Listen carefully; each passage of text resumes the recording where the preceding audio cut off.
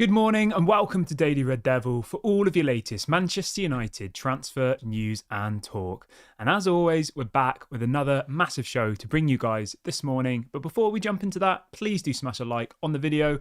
Please do subscribe to the channel, bottom right hand corner, and let's jump straight on into it. So on the story today, we're going to be reacting to the news that apparently Paul Mitchell and Jean-Claude Blanc are one step closer to joining the Manchester United team. We'll also be reacting to the story that apparently Onana got injured in Cameroon international duty yesterday. Quite a few other bits as well to get into. Some bits around the takeover, some bits around transfers. You know how it is. Lots and lots of stuff to discuss as always. Please do make sure to get involved in the comment section. Get involved in the live chat. Let me know your thoughts on everything we discuss on today's show. So let's start off with, I guess, the biggest story of the last kind of 24 hours, and that is that Sir Jim Ratcliffe's 25% stake of Manchester United is expected to be completed by Thanksgiving, which is, I believe, next Thursday in America. That's the date that's been set. So we should get the official announcement by Thursday next week at the latest. Obviously, Thursday's Good Friday, isn't it? So I imagine it'll be Monday, Tuesday, or Wednesday. Sky Sports came out yesterday saying that the deal is ultimately done. Bloomberg also came out with a similar story saying that the deal has now been agreed. It's just needs to be announced. 25% stake. They'll be buying 12.5% of what are described as the Class A shares and 12.5% of the Class B shares. So half of the shares will be the Glazers shares. The other half will be from the New York Stock Exchange. That's how it will work. That's the breakdown of the deal. I'm glad in some ways that it's kind of coming to an end. I know probably 90% of people watching this video would have wanted Sheikh Jassim, would have wanted the debt cleared, would have wanted a new stadium and all the rest of it. I was in that camp for a long time. I was, and I still am. But we are where we are now, okay? And I think there's no point being too upset about it because it's just negative energy for nothing, really, isn't it? We're not going to get anywhere by, screaming that we want Sheikh Jassim. He's not coming. He's pulled out a month or so ago. The deal it's going to be Jim Ratcliffe and it's going to be the Glazers. So let's try and spin a bit of a positive on it. Obviously, I'm still going to be very cautious about what happens and I'm going to be judgmental on every decision they make. But obviously, Jean-Claude Blanc and Paul Mitchell coming in as the CEO and director of football, I think it's positive. I do. I'm excited about it. And I even went as far as calling it the dream team in the thumbnail of today's video, which maybe is a little bit of a step too far. Let me know in the comment section. Do you think this is the dream team? Paul Mitchell, Jean-Claude Blanc, Sir Dave Brailsford, Jim Ratcliffe? Or do you think that whatever Sheikh Jassim was going to bring would have been better? We won't know. We'll never know, will we? Let's have a look. But so Scott says, do you think that Altay Bayindir will play instead of Onana? I imagine he probably will, yeah, I reckon. He will have to be Altay Bayindir. I'll be honest with you guys, I don't really know that much about Altay Bayindir. I've seen a couple of videos of him from the Turkish league, but it's not really a league that I ever really watch much of. I've got a few friends who watch a bit more Turkish league football, and they've said he looked pretty good for Fenerbahce, but we'll have to wait and see, won't we? Obviously, I wish him all the best. I hope he comes in. I hope he performs well. But we'll just have to wait and see, won't we? Let me know in the comment section, guys, how much do you think Onana, how big a miss do you think Onana is? Like, I really, really think ever since that save against Copenhagen, I think he's contributed a lot. I think he's actually looked quite good.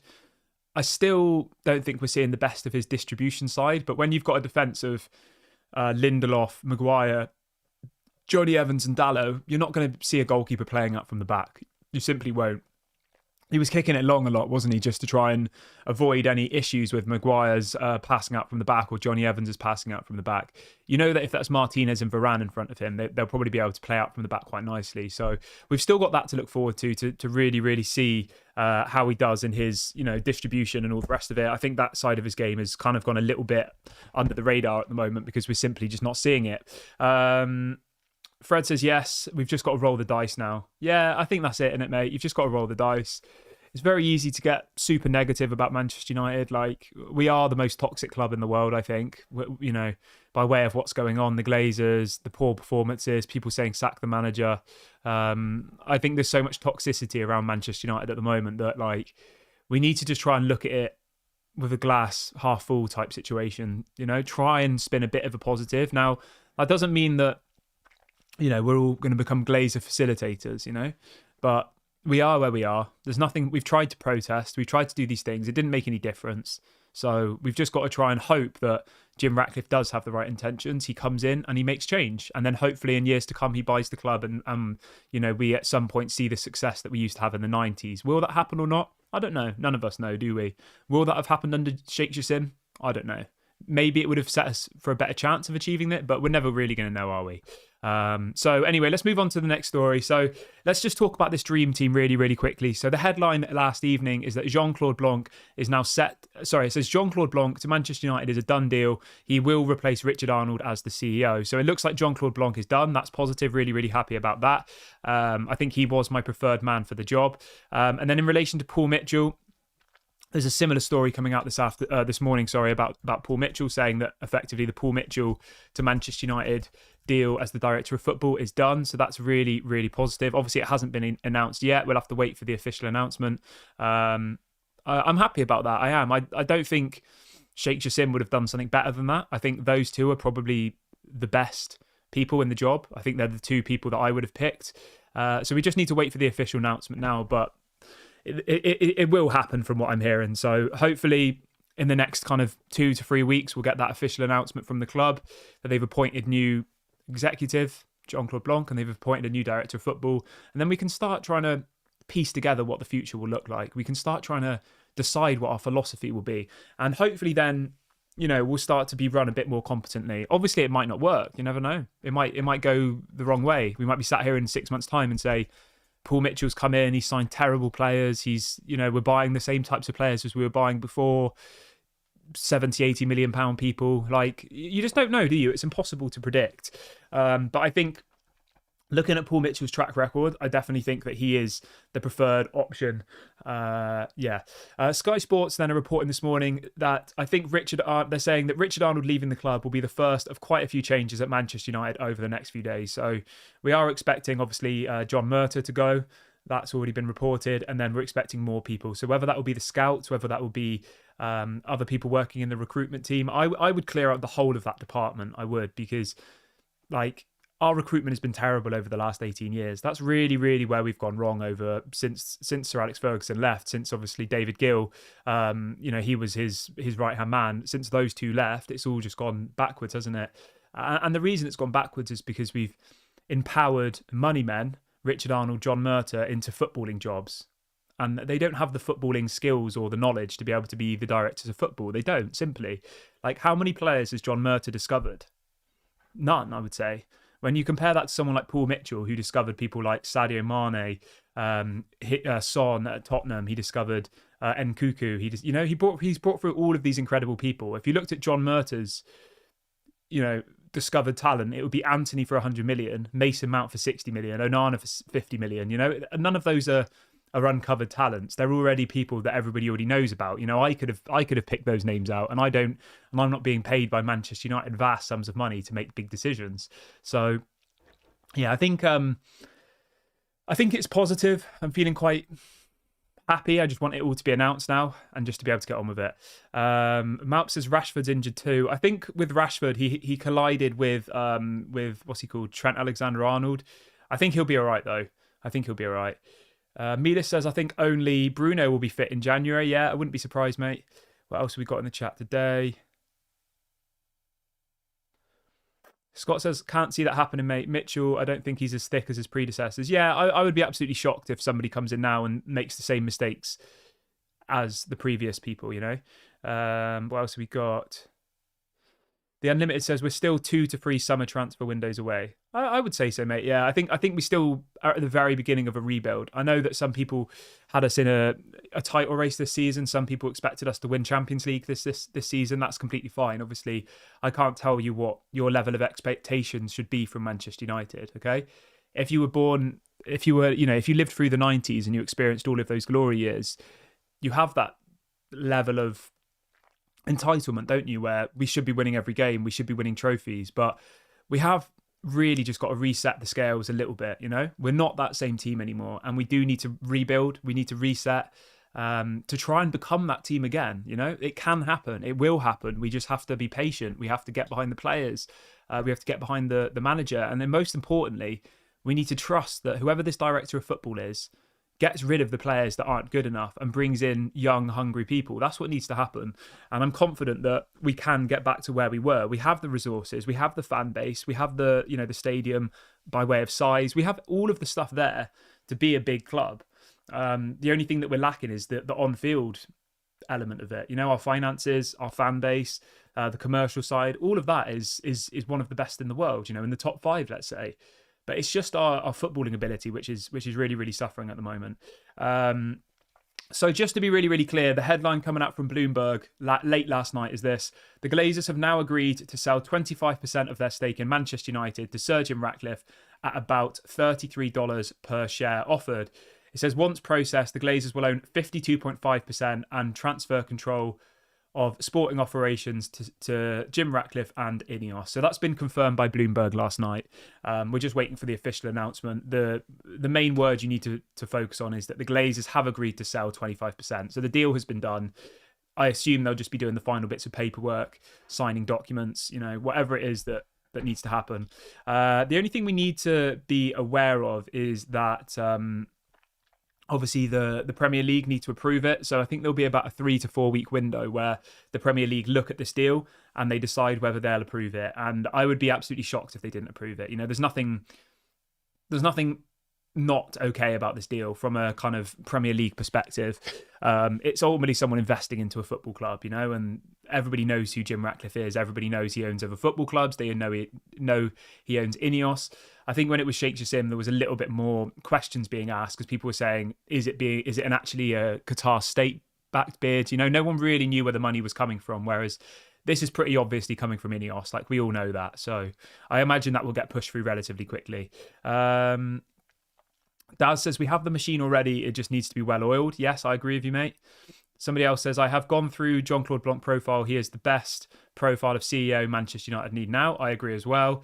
Daz says, I just hope that Jim addresses the fans on his ideas short-term for now. Yeah, I think that's the most important thing for me as well, to be honest, mate. Like, we really, really need to get some sort of interview where Jim Ratcliffe sits down with somebody. I would imagine it would be with somebody like either Sky Sports, maybe Gary Neville, somebody like that.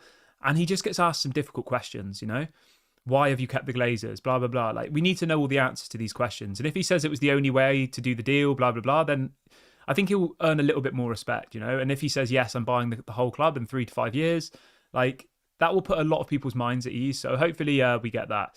Let's see what else people are saying in the chat. Everybody who's just joined, please do smash a like on the video and please do subscribe to the channel bottom right-hand corner if you are new. Right, let's read out a couple of your comments quickly. Digital Sports Update says, Altay Bayinda is a top-class goalkeeper. But it is, and it is a big miss that we've lost Andre Onana. Okay, yeah, I need to watch a little bit more of this Bayinda guy. I haven't seen too much of him. Kedar says we will not miss Onana. What else we got? Malp says the club is cursed. I mean, it does feel a little bit like that, doesn't it? What else we got? Fred says, what are your thoughts on the Everton punishment and City/Chelsea situation? I can't believe it. They had one fine, didn't they?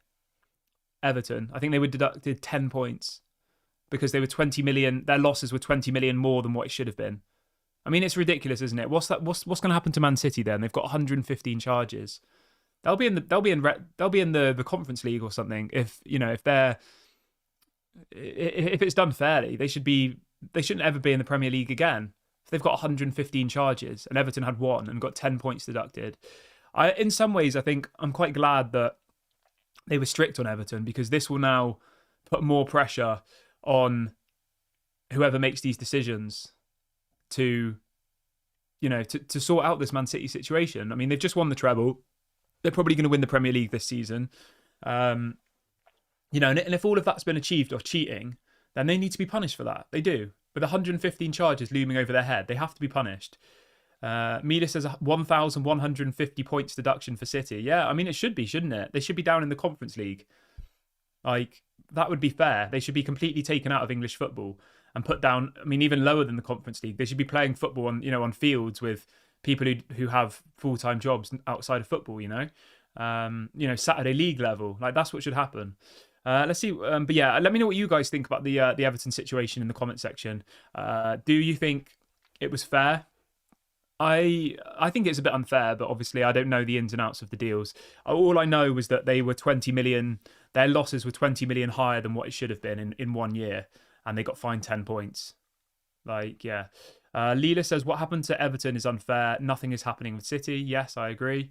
The Unlimited says, can City not be charged? Yeah, even smaller charges can be done right. The thing is, right, Man City will have probably, I know they did this last time, didn't they, when they had the charges from UEFA. They employed literally, I think they employed like 50 lawyers, 50 of the best lawyers in the world, and they ended up getting away with a fine. I think it was a 10 million euro fine or something. I wouldn't be surprised if the same thing happens to them again. You know, they've got the money to be able to buy lawyers to come in and get them out of these types of situations. We'll just have to wait and see what happens, don't we? But hopefully we get a bit of clarity on this soon, because I mean, this was a year ago. This was literally a year ago that this story came out about the 115 charges, and we've had nothing. Yeah. Protocol Event says Sir Jim is 70. Will he even have enough time to turn things around? Yes, I'm sure he will. Like, 70 is not that old, really, is it? You know, he's as somebody else says in the chat, he's very healthy. He's got a lot of money, and usually people with a lot of money, you know, he'll have the best healthcare. So yeah, I'm not too worried about Jim's health. I think, yeah, in 20 years, he's obviously not going to be capable anymore. But the thing you guys have to remember is that the club is actually going to be owned by Ineos, not by Jim Ratcliffe. So if anything, you know, if God forbid anything happens to Jim Ratcliffe, somebody else within Ineos will take his place. Does that mean that there's room for error? Potentially. We just don't know, do we? It's all if buts and maybes. Daz says, I can see City being relegated. The thing is, like, if City got relegated, it would only set them back one season. Like, I don't think it would really actually make much difference, because they'd come straight back up and then they'd probably win the Premier League the next year. Would Pep Guardiola leave? I mean, he probably would, wouldn't he? He said that if, you know, the charges were found to be correct, he would leave, because obviously it makes him look bad. It makes his whole time at Man City look like he's cheated effectively, doesn't it? Yeah. Digital Sports Update says, we haven't had a proper transfer recruitment for over the past 10 years. I'm feeling positive and quite happy. Yeah, there you go, mate. That's all we can do at the moment, isn't it? We've got to try and be positive, try and stay happy. There's not really much else you can do in this situation. But yeah, I'm going to wrap the video up here, guys. Thank you so much to everyone who's joined me on the show this morning. Please do make sure to smash a like on the video before you go. Please do subscribe to the channel, bottom right hand corner. This has been Daily Red Devil. Thank you so much for watching. I hope everyone has a lovely Saturday, and I'll speak to you all soon.